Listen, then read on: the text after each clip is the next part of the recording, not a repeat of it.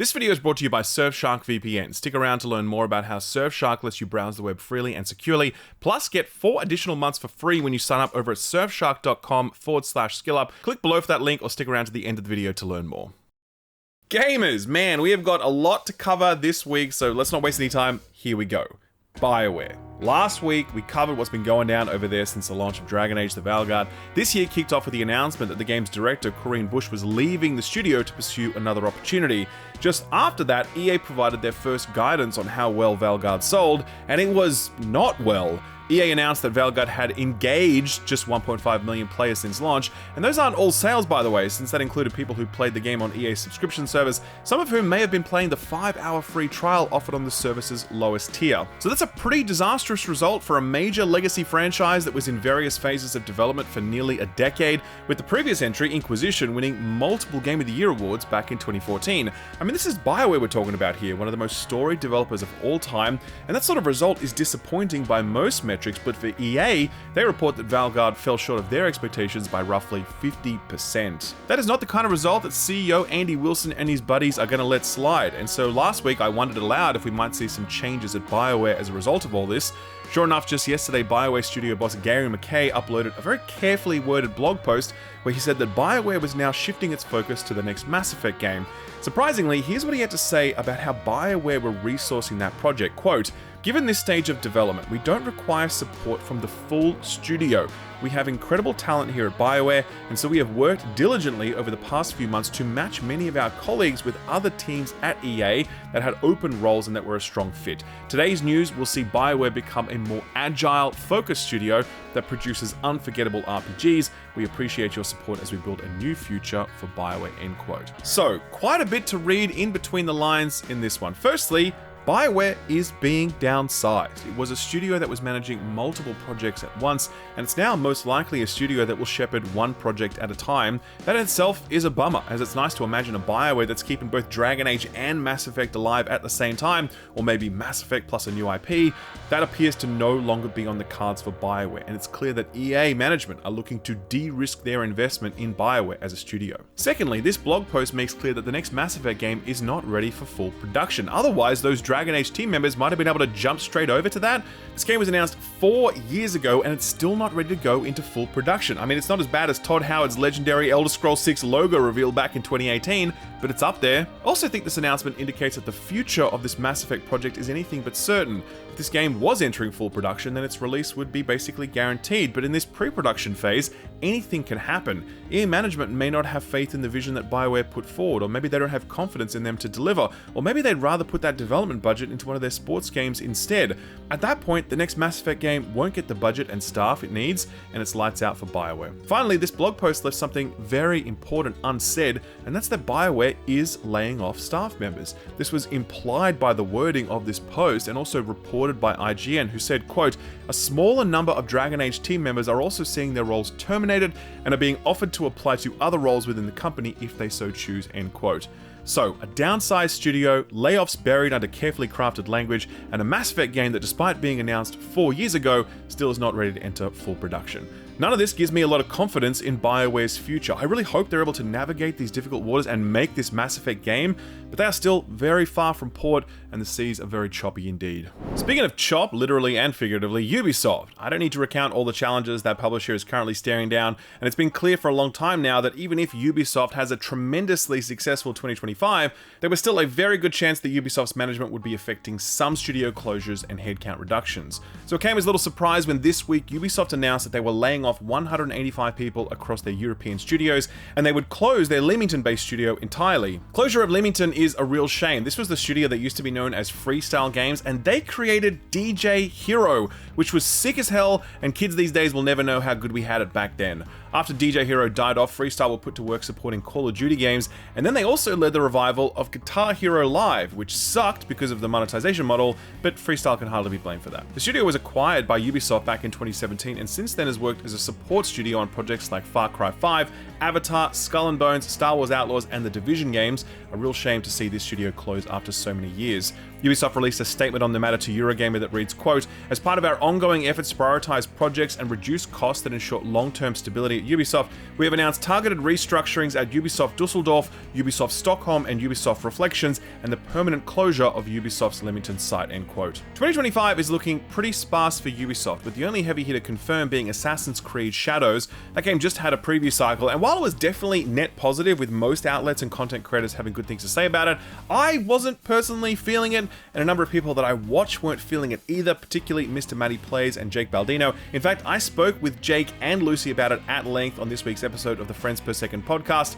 Lucy didn't much like Assassin's Creed Shadows either, and we spent a lot of time discussing how Ghost of Tsushima managed to get this formula right, where it feels like Shadows is really struggling to nail it. If you want to watch that full discussion, it'll be up on the channel and on podcast platforms over the weekend. Sticking with studio closures a little longer, this next studio isn't technically closed, but it seems like it may as well be. Phoenix Labs has been around for a little while now, putting out the moderately successful Monster Hunter-esque Dauntless, as well as Fae Farm. Last year, they were acquired by a blockchain company called Fort Labs, only Fort Labs allegedly didn't want anyone to know that, and they were forcing staff to not disclose that information. Very weird.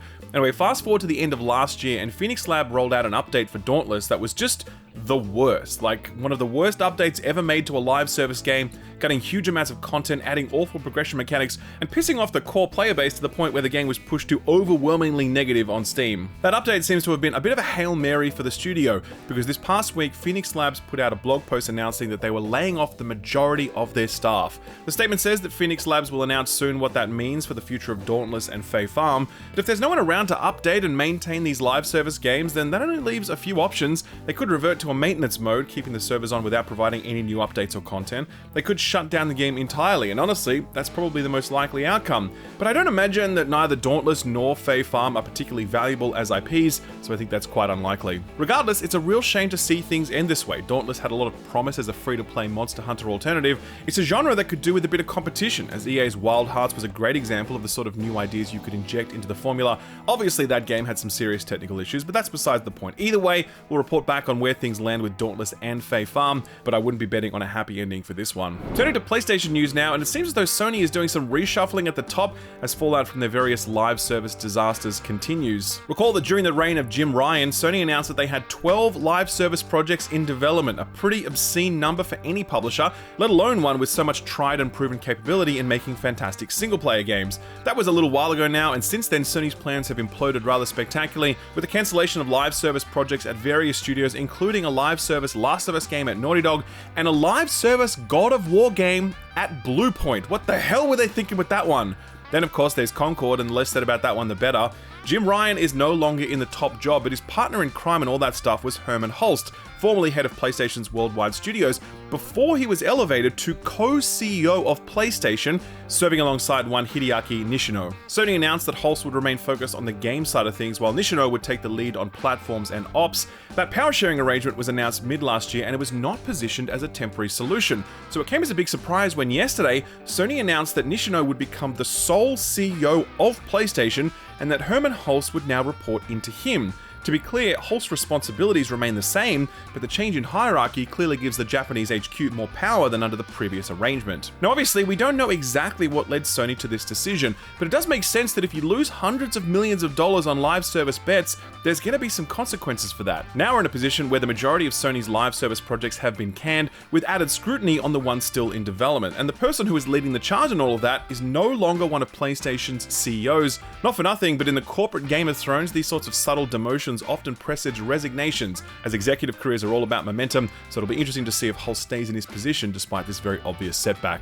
Turning to some good PlayStation news now, Sony has walking back its PSN policy that pissed off almost every PC player and made their games unavailable for sale in nearly 170 countries and territories. In a blog post today, Sony positioned the walkback as something that was more about getting incentives when you sign up, rather than forcing you to sign up, which to be honest is fine, and that's exactly what everyone would have wanted from the start. Starting with the release of Spider-Man 2 on PC this week, you won't need to sign into the PSN to play the game on PC, but if you do, you'll get an early unlock of a few Spidey suits. God of War Ragnarok, The Last of Us Part 2 Remastered, and Horizon Zero Dawn Remastered will also have their PSN requirements removed in favor of in-game cosmetics and currencies if you do choose to sign up. A happy ending that comes way later than it should have. Turning now to Xbox, and Phil Spencer has finally said the quiet part out loud, confirming once and for all that Xbox are all in on the multi-platform future. Speaking to Destin Legarie, Spencer was asked about whether Starfield would remain an Xbox exclusive, to which Spencer replied with a refreshingly simple no.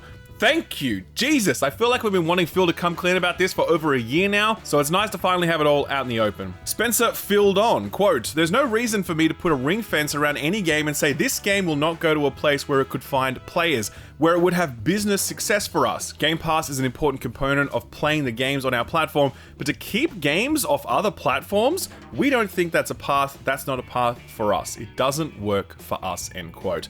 So, there it is. Hopefully we can stop having this back and forth and just rest easy knowing that Xbox are officially a third-party publisher now. Speaking of Gamertag Radio, Spencer would go on to affirm that Xbox will still have a hardware footprint, and in fact he said this, quote, "On our hardware, I think it's fundamental to what Xbox is. It's not lost on me that box is in the name of our brand. I'll say in the position I'm in, I look at hardware as a critical part of what we do," end quote. So that's all well and good, but if you guarantee a multi-platform future where I can play your games anywhere, why wouldn't I buy a PS5 and a Switch 2 and a PC for their exclusives and then just play your games there? Until that question is answered, I remain ever skeptical about Xbox's public statements affirming their commitment to hardware. A quick lightning round to finish off. Marvel Snap has a new publisher after briefly being banned due to being owned by the same company that owns TikTok in the US. Developers Second Dinner brought the game back online and began the search for a new publisher. They landed on Skystone Games, owned by Blizzard alum David Brevik, most known for his work leading the Diablo 1 and 2 teams back in the day. The deal should protect Marvel Snap from any further risk no matter what happens with the TikTok ban, and to compensate for the downtime, Second Dinner awarded a very generous compensation package to players yesterday. I was not remotely inconvenienced by the ban because I'm in Australia, but I was still very happy to get my free keys and tokens. Thank you, Second Dinner. Bungie announced a crossover Star Wars thing where you can buy cosmetics and emotes based on Star Wars stuff. And can I just be a bit of a negative Nancy for a second and say that these kind of suck? The best thing about Destiny crossover cosmetics was that they would merge Destiny's art design with that of the licensed IP, creating these incredibly unique looks. Instead, this is just a Stormtrooper, with no effort made to adapt it to the Destiny setting. It's the kind of thing I'd expect to see in a Fortnite lobby, not in the tower. Anyway, I said my piece, Chrissy. Helldivers 2 game director Johan Palstedt has just announced that he's taking a sabbatical from Arrowhead Studios. No cause for alarm. The truth is, the guy's been working on Helldivers games for 11 straight years, and he just needs some time to recharge his batteries. He says that when he returns, it'll be to work on Arrowhead's next game, Helldivers 3 ? Please don't turn it into a gacha game. Speaking of which, Genshin Impact developer Hoyoverse has had to settle a lawsuit brought by the FTC relating to loot boxes and kids. The suit alleges that Hoyoverse deceived children and other users about the real costs of an in-game transaction and obscuring pull odds as well. It also alleges that Hoyoverse actively marketed Genshin Impact to children and collected personal information from them in violation of the COPA Act. Hoyoverse settled the suit for $20 million, which is basically what they make from the game every 15 minutes that it's online. So I would hardly call this a big win for the FTC, though Hoyoverse has committed to making a number of in-game changes, restricting access to the game for children and limiting spending without parental consent. People Can Fly, the studio behind Outriders, have confirmed what we had long suspected. They're supporting the coalition in the development of Gears of War E-Day. This is not new territory for them, since they previously developed Gears of War Judgment after helping work on Gears 1 through 3. Given that the new entry is going back to the good old boys, it feels only right that People Can Fly get in on the act as well. Palworld developer Pocket Pair has established a publishing division, and their first game will be a new title from Tales of Kenzera Zao developer Surgent Studios. It's apparently going to be a weird little horror title, and Pocket Pair will provide both development and financial support. Nice to see them putting that mighty Palworld war chest to use. Assassin's Creed Shadows is being censored in Japan, which I find very surprising because I've been to the 8th floor of a Japanese bookstore, and let me tell you, that is not a censorious society. No, the censoring has nothing to do with unmentionables and everything to do with gore, with the ability to dismember enemies being removed from the game. Apparently this is a sensitive thing for Japanese regulators, given that the Dead Space game also received a harsh rating owing to its dismemberment. Man, better not show those censors any anime, who knows what they'll do. Some adaptation news now, and it looks like the Resident Evil film series is getting a reboot. Apparently it's being spearheaded by acclaimed horror director Zach Kreger, who most recently put out The Barbarian. It's being produced by PlayStation Studios, and apparently the likes of Warner Brothers and Netflix are in the bidding war for it. Not gonna lie, I'd tune in for a reboot, so I hope this happens. Here's a weird one though. Beyond Two Souls is getting a TV series courtesy of Elliot Page's production company Pageboy. This is surprising because Beyond Two Souls was never that popular, and it's not like it's gone on to have a lot of cultural cachet since. Also, it was kind of TV show-esque, so I don't know what more an actual TV show could add on top of that. But hey, that didn't stop The Last of Us from being wildly successful. No specifics on this one yet, so stay tuned for details. Finally, some quick sales data to top you off. Sonic X Generations has sold 2 million units. Ace Combat 7 has now sold through 6 million units, and that is awesome because I love that game. Mortal Kombat 1 just hit an impressive 5 million units, which is pretty cool. But what's even cooler is that Balatro hit the same number of units, and that's a game made by one dude in Excel, sort of. Absolutely love to see this next one. Silent Hill 2 Remake has just hit 2 million units sold. Fantastic result for one of the best games of 2024 and a very worthwhile remaster of an all-time classic. And speaking of all-time classics, Cyberpunk 2077 has just hit overwhelmingly positive on Steam for the very first time. A huge congrats to CD Projekt Red on turning around the game after one of the worst launches in gaming history and then bombing in with one of the greatest DLC expansions of all time. Looking forward to playing Cyberpunk 2078, which by modern game development timelines should arrive around the year 2078. So what got announced or delayed this week? Well, it looks like Assassin's Creed Shadows isn't going to be the only Japanese-themed open-world game releasing in March. Rise of the Ronin, which was released as a PS5 exclusive last March, will be launching on Steam on March 11th. It'll be getting a suite of new enhancements including 8K resolution and ultra-wide resolutions, 120 FPS, ray tracing, and your GPU's upscaler of choice. I didn't love this one when I played it last year, but more than a few people did. I don't think it'll go down as Team Ninja's best work, but their ever-reliable combat excellence may scratch an itch that I suspect Assassin's Creed Shadows probably won't. Developer Team Ninja also announced they're going back to co-develop a new Ninja Gaiden game with Platinum Games at the Xbox Developer Direct last week, but no doubt they have the majority of their manpower working on something entirely new. No word yet on what that might be. While we're talking about going back to a developer's earliest hits, that's what Amplitude Studios has done. This is the strategy studio that Sega acquired in 2016 when they thought, hey, we should have some European studios, and dropped it last year after they decided, hey, we don't want these European studios anymore. The last game they developed was the Civ competitor Humankind, but they've now announced they're developing a new Endless Legend game, which was the excellent Fantasy 4X game that really put them on the map to begin with. Endless Legend 2 will be doing the whole early access thing, with its big shtick being an oceanic world that changes drastically with the time and seasons. Expected sometime in early 2025. Speaking of Sega, did you hear they've already set a release date for the next Sonic the Hedgehog movie? It's slated for the 19th of March 2027, and that's my birthday. Looking forward to turning 29 years old. Yeah, let's go with that. Sonic 3 is apparently their highest grossing film to date, and the series has surpassed $1 billion in box office takings. No wonder they decided to ditch those extraction and strategy games. Hey, do you like space? I sure do, and that's one of the many reasons I enjoyed Everspace 2. The Starship looter from a little while ago, developer Rockfish has announced a new expansion pack for it called Wrath of the Ancients, which adds a new storyline, new ships, and a star system. I've had a soft spot for this series for a while, so I do recommend checking it out if starfighting is your jam. They really don't make many games quite like this one. Wrath of the Ancients will be due out sometime later this year. If driving cars at a moderate pace is at all your jam, then boy have I got an announcement for you. Over the Hill is a new game for the developers of The Art of Rally,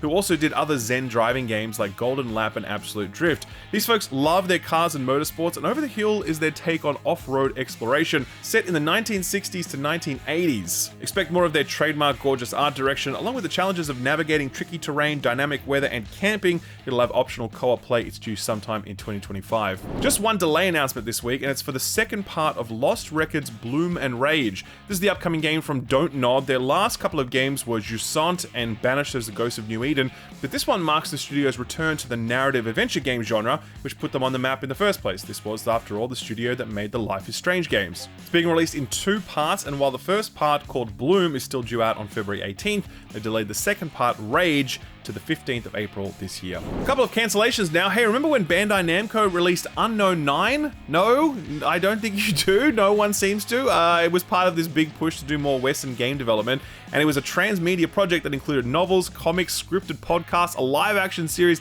and a video game called Unknown 9 Awakening, but ultimately that game looked and felt like something out of the early PS3 days, likely restrained by a pretty skint development budget. Sounds like they didn't have the marketing budget to take this far and wide either. The developer responsible, Reflector Game, announced that they were cancelling all future work on the project, clearly naming it a failure that, quote, didn't warrant any further exploration, end quote. Ouch. Bandai acquired this developer in 2020, so now they're being put to work on, quote, an existing Bandai Namco IP, end quote. Man, it's gotta be some real whiplash working on Unknown 9 and then finding yourself working on a DBZ game. And finally, this is kind of a bummer. The next game from the indie developers behind the excellent Celeste, called Earthblade, has been cancelled. It was first unveiled at the Game Awards back in 2021, but since then it seems there were difficulties within the team surrounding the IP rights to Celeste. They say the matter has now been resolved, but the team has decided to part ways regardless to go work on their own projects. They also remarked that the pressure to follow up Celeste with something bigger and better also took its toll. Good luck to the team and whatever they do next. So what came out last week? Well, starting with a nice surprise, Tokyo Extreme Racer. This is a revival of the Japanese-made street racing game that was most popular during the PS2 and Dreamcast eras, and it hasn't seen a new entry for 20 years. I think we said this one had a cult following when it was first revealed, and man, the cult following really showed up for the early access release. Tokyo Extreme Racer hit that overwhelmingly positive score on Steam on day one of its launch, and at the time of writing, 95% of the almost 5,000 reviews are positive. It also has a concurrent user peak of almost 16,000 people in the past week, which is a really nice accomplishment for a game like this. Most of the user reviews, as you can imagine, are people celebrating the return of not only the series, but of single-player racing games that don't have all of the modern cruft that we've become so accustomed to. Here's The Spy on Steam, who has 14 hours in it. Quote, what if we took a great game from 2003 and just updated the graphics for 2025? The answer is you'd have a great game. Fantastic highway racer, best arcade racing game for a good 15 years, end quote.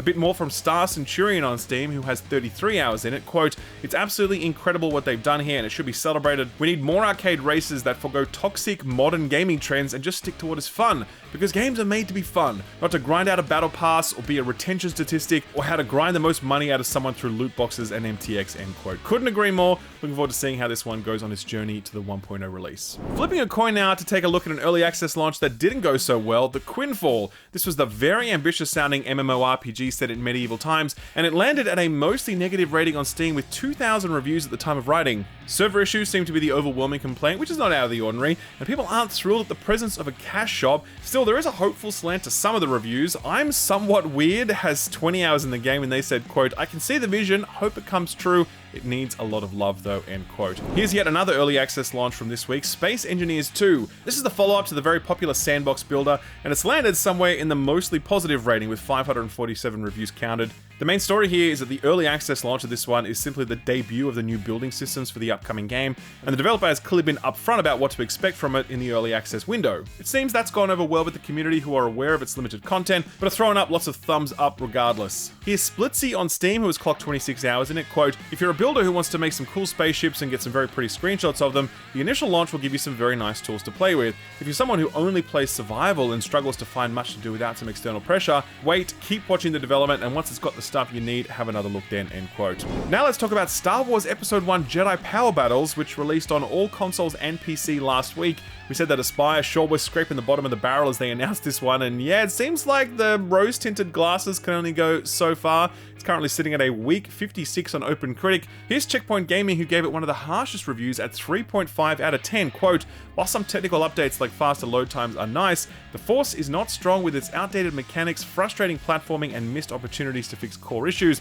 A mediocre game from 2000 with no substantial changes simply doesn't cut it in 2025, end quote. Let's change things up a little bit now and talk about a brand new, fully 1.0 released video game, Eternal Strands. It's the debut title from Yellow Brick Games, a new indie studio founded by Dragon Age director Mike Laidlaw and some of his buddies. It's kind of like Fable meets Shadow of the Colossus, and it's done pretty well for itself with a strong 76 on OpenCritic. There's been a lot of praise heaped on its world building, its lore, and its characters, which is definitely what you want to hear from a studio with such Dragon Age expertise, but it's the systemic elemental combat stuff and giant fighting that's the main talking point. Here's Slant, who gave it 4 out of 5 stars. Quote, Eternal Strands does its best to make each of your return trips through its 7 main maps as interesting as possible, slowly throwing in stronger enemies, changing up the epic monster encounters, and varying the extreme weather and time of day. But the characterizations are what most fuel these return trips, specifically the need to help your companions not just with repairs at the Enclave, but with, say, their small-scale romances and imposter syndromes. The scenery in Eternal Strands is pretty, and its combat is as captivating as its plot, but it's the game's earnest belief in family being everything that makes it so impressive, end quote. Austin took a look at this one for us, and he ended up recommending it. Some reservations about the story, but he could still feel some Bioware DNA in there, and had great things to say about the game's monster climbing combat. You can watch his full review, which is up on the channel right now. I'll chuck a link to that below the like button. And finally, let's check in on Tales of Iron 2 Whiskers of Winter, which launched on all consoles consoles and PC. This is the 2D rodent action RPG, which has landed at a strong 77 on OpenCritic. Lots of praise heaped on its combat and visuals, but also some lament for missing the mark in some of its new elements, despite the narration by Geralt of Rivia himself, aka Doug Cockle. The 6-axis landed on a 7 out of 10 for this one, saying, quote, "The sequel left me underwhelmed. Sure, the same gorgeous world to explore and brutal combat to enjoy is present and correct, but it's bogged down by poorly implemented and unnecessary new gameplay mechanics that hold it back," end quote. So what's coming out this week? Well, before we get into it, a small correction from last week's show where we said that Forspoken was due out on Xbox. That is not right, and we apologize. Forspoken has not been announced for Xbox. We look at a number of different sources to keep tabs on all the stuff that's coming out each week, and it seems like one of them took previous reporting about the game's 2-year exclusivity period as release information, and then we passed that on, so that's our bad. We already updated our process to make sure it doesn't happen again in the future, but let's be real. Now that we've walked it back, there's every chance that Square Enix announce it the minute this video goes live. Moving on, Marvel Spider-Man 2 is coming out on Steam this week on the 30th. After enjoying a year of PlayStation exclusivity, the port is being handled by Nixxes. Love to see it. They always put out a quality product, and thankfully it will no longer have that PSN login requirement. Good stuff, Sony. Also on the 30th is Sniper Elite Resistance, the next game in the stealthy, snipey, Nazi-killing series. That's coming to PC, PS5, and Xbox, and it's already received its first wave of reviews, landing at a fair 74 on OpenCritic. We'll go in depth on those next week, but long story short, more of the same seems to be the vibe. Phantom Brave: The Lost Hero is also slated for the 30th on PlayStation and Switch. This is the first sequel to the tactical RPG of the same name that was released on the PS2 back in 2004. That one was very well received, so there are strong hopes for this one. Last one for the 30th of January, Hello Kitty Island Adventure releases on the Switch and PC. Don't laugh, this game is a bonkers mix of Animal Crossing style cozy game and Zelda style exploration, which totally blew up on Apple Arcade, where it was an exclusive for about a year and a half. One member of the team, who shall remain nameless, Ed, put over 80 hours into this thing. 80 hours into a Hello Kitty game. What do you even say to that? Nothing. Let's move on. Rounding out January is Citizen Sleeper 2 on the 31st, the highly anticipated sequel to the narrative sci-fi RPG that lets your shitty dice rolls decide how your branching storyline goes. The original game was praised pretty universally, so definitely keep an eye on this one. It's coming to PC, Switch, PS5, Xbox Series, and Game Pass. Pretty easy to get your hands on that one. Okay, now it's time to move into February, the first ridiculous month of releases for this year. It's coming out swinging with two very heavy hitters. The first of which is Kingdom Come Deliverance 2 for all platforms bar Switch, which comes out next Tuesday, the 4th of February. This is the very ambitious open world RPG sequel that's expanding on what the first game was doing, which is basically to be a really harsh, unforgiving medieval simulator. I really loved my first 20 hours with this one, and I'm currently playing it with an eye toward a full review on the channel in the future, so do keep an eye out for that one. The second big hitter, also releasing on February 4th, is Civilization 7, the next big entry in the blockbuster strategy series. A few of the big changes in this version include a separation of leaders and civilizations, a change to the way that historical eras are considered in terms of gameplay, and surprisingly, a bigger focus on emergent narrative events that can shape how your civilization progresses. I played 23 hours of this in one weekend recently, and my body has still not recovered. I have an impressions video going up on the channel soon, so if you'd like to know the minute that's live, be sure to subscribe and ding that notification bell. And if you're listening on Spotify, just hit that follow button, because yes, you can now watch skill up videos over on Spotify, no ads interrupting you if you're a Spotify premium subscriber. Back to business, and the final shout out goes to Rift of the Necrodancer, which comes out on February 5th for PC. This is the follow-up to the smash hit rhythm roguelite that was Crypt of the Necrodancer, a game so good that Nintendo let them make a Zelda version. Rift of the Necrodancer takes the guise of a more traditional rhythm game, but still with an emphasis on learning and fighting different enemy types, and of course, a banging soundtrack. Hey, speaking of cool soundtracks, put this on your radar.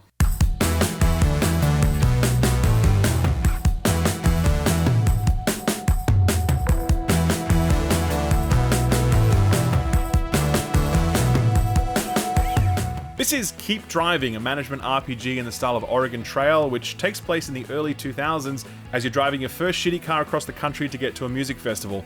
Weirdly, it's developed by the same indie duo that made the influential and psychedelic fast-paced FPS post-Void, so yeah, a very different vibe here. Ed's playing this one right now, actually, and he's very much enjoying the wistful, elder millennial nostalgia.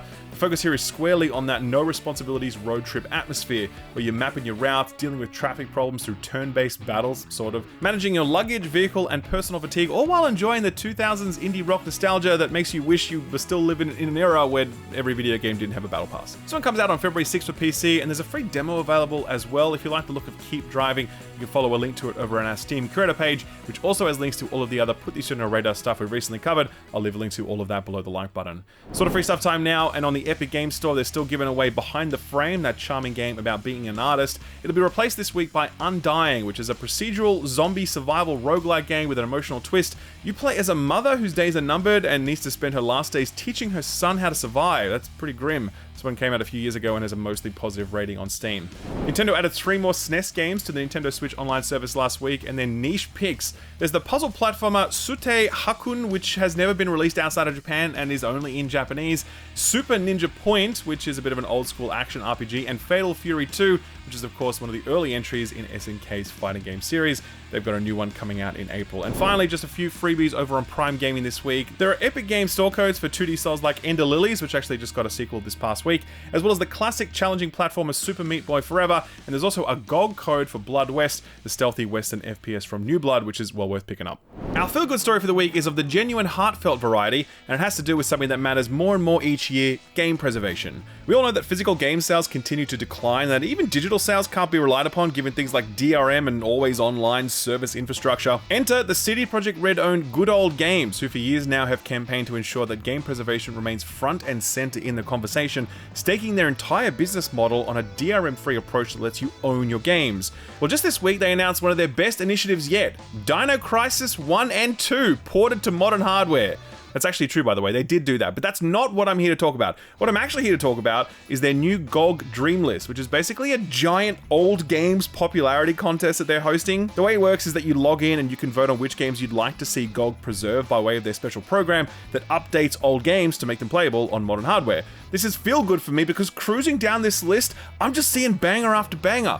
Freelancer, Code Veronica X, the old Command & Conquer games, No One Lives Forever, what a game. Black and White 2, June 2000, so many others. It's a veritable trip down memory lane just scrolling through this list, and I really do encourage you to sign up, check it out, and maybe even grab some of the stuff that's already there, because I don't imagine that GOG are making vast sums of money doing this, so every little bit of support helps. All right, ladies and gentlemen, that is the show. I am out of here. A big thank you for tuning in as always. Like the video, subscribe, ding the bell, follow us over on Spotify, tune in this weekend for the FPS podcast, and tune in next month for a bazillion game reviews. It's totally out of control. February is wild. Until then, take care of yourselves and be sure to stick around to hear about this video's sponsor, Surfshark. Let me tell you about the most recent time I used this video sponsor, Surfshark VPN. So you might have seen that I recently reviewed Destiny Rising, the mobile game currently in closed alpha testing. So the thing about that game is that it's not yet available in Australia. So even though NetEase invited me to play, I wasn't able to access any of the servers because I was geo-locked from being able to play on the US-based servers.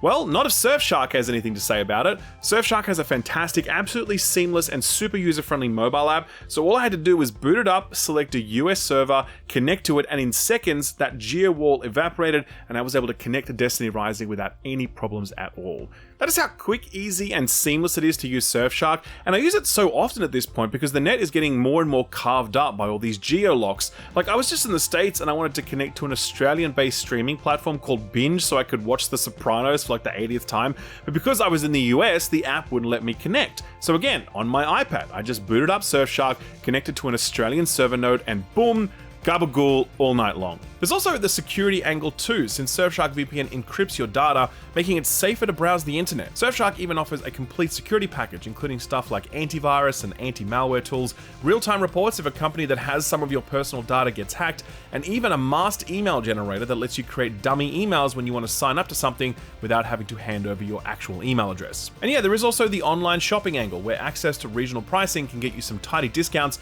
depending on what you're buying and where you're buying it from. Best of all, Surfshark is incredibly affordable. I really recommend clicking the link below and just seeing how inexpensive it is to properly protect yourself online and get all these benefits. For real, if this gives you access to just one regional pricing discount, that's going to go a long way towards this paying for itself. It's insane value given the freedom, discounts, and peace of mind. And if you sign up at surfshark.com/skillup, you can get an additional 4 months for free. That's surfshark.com/skillup for a handsome holiday discount and 4 additional months for free. You'll find that link below in the description and the pinned comment. Thanks Surfshark for sponsoring the video, and thank you for watching it.